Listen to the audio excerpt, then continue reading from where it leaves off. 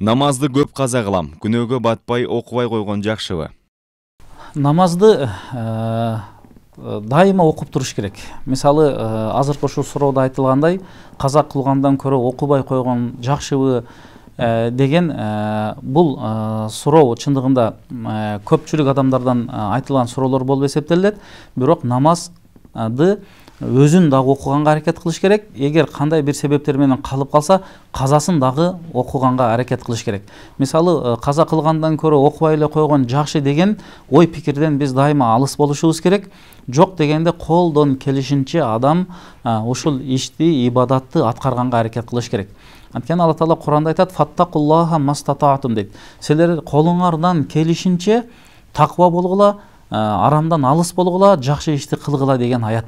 Ошондуктан бул намаз парз болгондуктан, жакшы иш болгондуктан колдон келишинче бул намазды аткарганга аракет кыла бериш керек. Дарат кыстап калганда, намаз убактысы кирген учурда чыдап намаз окусам болобу?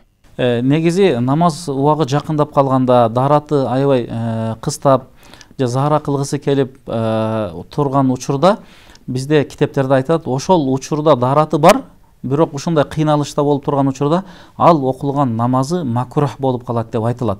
Ошондуктан мүмкүнчүлүк болсо даратты жаңылап туруп окуган дагы жакшыраак болот. Эми адам ошол убактагы өзүнүн абалын карасын, бирок ошол кыстап турган учурда окуган бул макрух деп эсептелинип калат. Намазды эки убак багымдат менен куптанды эле окусам болобу? Негизи намаздын баарын окуш керек. 5 убак намаздын баарын окуш керек. Бирок эми кээ бирлер ушундай суроолорду берип калат. Балки бул дагы шарттарына жараша болушу мүмкүн. Эртең менен окуй аламын, түшкүлөрүн окуй албаймын, жумушка же башкага байланыштуу, ошондо куптанды окуй аламын деп айтышат да. Биз айтабыз, негизи 5 убак намаз. Анын баарын окуш керек. Ал эми эгер сиз мүмкүнчүлүгү жок, пешинди, асырды, жумушта мүмкүнчүлүк жок деген болсоңуз, анда эртең менен намазды окуңуз, келип куптанды окуңуз, бирок куптандан алдын пешиндин, асырдын, шамдын казасын окуп алышыңыз керек болот. Ошондуктан бизде шариатыбызда 1 маал окуп, 4 маалын таштоо деген нерсе жок. Колдон келишинче 5 маалга аракет кылышыбыз керек. Суукта таяммум кылса болобу? Таяммум маселеси бул бир канча шарттары бар. Такыр суу жок болуп калган учурда сууду колдонсо, оорусу күчөп кете турган абал болсо, сууду колдонсо дагы адамга ден соолугуна зыян бере турган абалдар боло турган болсо, мына ошол учурларда таяммум кылып намаз окуса болот. Намаз окуп жаткан адамдын алдынан өтүүгө болбойбу? Намаз окуп аткан адамдын алдынан өткөнгө болбойт. Бул пайгамбарыбыз хадисинде келет. Эгер намаз окуп жаткан адамдын алдынан өткөндүн кандай жамандыгын адам билгенде, ошонун алдынан 40 болсо дагы өтпөй тура берет эле деген пайгамбарыбыздын хадиси бар. Бул 40 дегенде ар ким ар кандай айтат, мынча айтканда 40 жыл болсо дагы, 40 ай болсо дагы, 40 күн болсо дагы өтпөй тура берет эле деген маани. Ошондуктан намаз окуган адамдын алдынан өтпөш керек. Эми намаз окуган адам эгер ушундай адамдар өтө беретин билген болсо, өзүнүн сажда кыла турган жерине бир карыштай узундукта бир нерсени коюп коюш керек болот.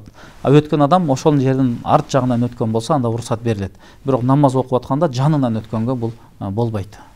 Кээде сөгүнүп жиберем, дарат сынбайбы? Жок, даратты сындыруунун өзүнүн жолдору бар. Кандай учурларда дарат сынуу керек. Бирок кээде ушундай сөгүнүп калганда, жаман сөздөрдү айтканда бул нерсе менен дарат сынбайт. Бирок колдон келишинче ушу тилденүү, сөгүнүү деген жаман адатты ташташ керек. Анткени адамдын оозунда дайыма бир периште болот. Адамдын чекесинде периште болот, алдында, артында периште болот. Мына ошондуктан дайыма бул жаман сөз айтылышы менен биздин оң жагыбызда периште жана сол жагыбызда периште бар. Жакшылыкты да жазган, жамандыкты да жазган. Ошондон колдон келишинче сабырдуу болуп, адам өзүн кармап, сөгүнгөндөн, жаман сөздү айткандан алыс болуш керек. Дарат сынган убакта өтүктүн сыртынан маск тартууга болобу? Даратты толук алгандан кийин ошол өтүгүн кийген болсо, кийин дараты бузулган учурда ошол өтүктү чечпей жүрө бере турган амал болсо, анда ошол өтүгүнө мас тартып алса боло берет. Бирок бир шарты, мына ошол өтүк таза болуш керек. Эч бир нажасат болбош керек. Дартыма байланыштуу олтуруп алып намаз окусам болобу? Негизи намазды ден соолугу таза адам туруп окуш керек. Эгер туруп окуганга мүмкүнчүлүгү жок болсо, оору себептен, ар кандай себептен, анда отуруп окуса болот.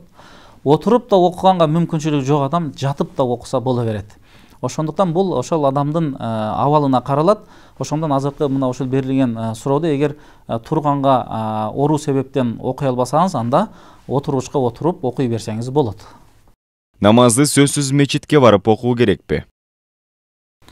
Эми бул мечит деген бул Алланын үйү болгондуктан, ал жерде намаз окуй турган жер болгондуктан, пайгамбарыбыз саллаллаху алейхи вассаламдын бир хадисинде келет, үйдө намаз окуганга караганда мечитте намаз окугандын сообу 25 эсеге, башка бир хадисинде 27 эсеге көп болот деп айтылат. Ошондуктан эркек адамдар мүмкүнчүлүк бар болсо, колдон келишинче мечитке жамаат менен окуган бул өтө сооптуу болот, өтө жакшы болот. Ар бир койгон кадамыңыз менен Алла Таала катаңызды кечирип, баркыңызды көтөрөт. Экинчи койгон кадам менен адамдын кылган катачылыктарын Алла Таала кечирет дейт. Ошондон колдон келишинче жамаат менен окуганга аракет кылуу керек. Аялдар мечитке барып окуса болобу? Аялдар деле мечитке барып окуса болот, эгер ошол мечиттерде аялдар үчүн атайын орундар бар болсо. Эми бары такай эле 5 убакыт намазды мечитке барып окуш керек деген талап жок аялдарга. Бирок пайгамбарыбыздын хадиси бар: "Вала тамнау има Аллахи масажид", аялдарды мечиттен тыйбагыла деген пайгамбарыбыздын да хадиси бар. Эми бул ушулардын бардыгы хадистерди жыйынтыктап биз айта турган болсок, эгер кайсы бир мечитте аялдар үчүн даярдалган орун бар болсо, мына ошол жерге барып аялдар намаз окуса болот. Истихара намазы кандай окулат? Эми истихара намазыны жакшы бир адам эмне үчүн окуйт? Истихара дегенде бир адамга маанилүү бир иш болуп калганда, ошол ишти кылсамбы, кылбасамбы, аткарсамбы, аткарбасамбы, ушул ишке кадам таштасамбы жок деп экиленип калган учур болуп калат. Ошондо истихара намазы окулат. Истихара намазыны ошол жакшы дааратты алып, толук даараттарын алып, жакшы ихлас ниет менен 2 рекет намазды окуп бүткөндөн кийин дуа кыласыз. Өзүнүн ошондой бир пайгамбарыбыздан мурас калган дуалар бар. Мына ошолор дуаларда айтылат. Мына ошол дуаларды айтылгандан кийин дагы өзүңүздүн жүрөгүңүз менен дуа кыласыз. Аллахым, мына ушул ишке ниет кылып атам. Ушул иштин жакшылыгы болсо, өзүң ушуга ийгилик бергин. Ушул иште жамандык боло турган болсо, өзүң бул ишти алыс кылгын. Мына ушундай жакшы маанилерди Алла Тааладан сурап туруп дуа кылып, ушул амалды аткарасыз. Кийин биздин алымдарыбыз айтат, адамдын жүрөгүнө Алла Таала салат дейт да. Ошол ишке жүрөгүңүз аябай тынч болуп, жакшы болуп атса, анда ошол жак. Бирок көңүлүңүз тынчыбай жаткан болсо, анда токтоткон жакшы.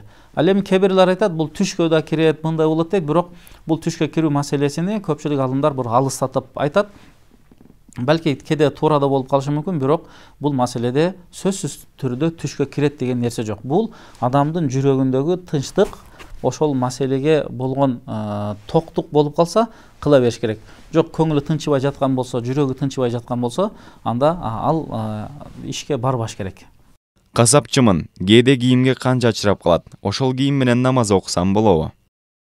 Негизи кийим намаздын шарттарынын белгиси бул кийим таза болуш керек. Кан бул нажастан болуп эсептелинет. Ошондуктан колдон келишинче, мисалы касапчылар деле колдон келишинче ушул намаз окуй турганга башка кийимдери болсо жакшыраак да. Эми кээ бир немелерде айтылат, азмаз кан чачыраса да кийими жумушу ошол болгондон кийин боло берет деп деле айтылат.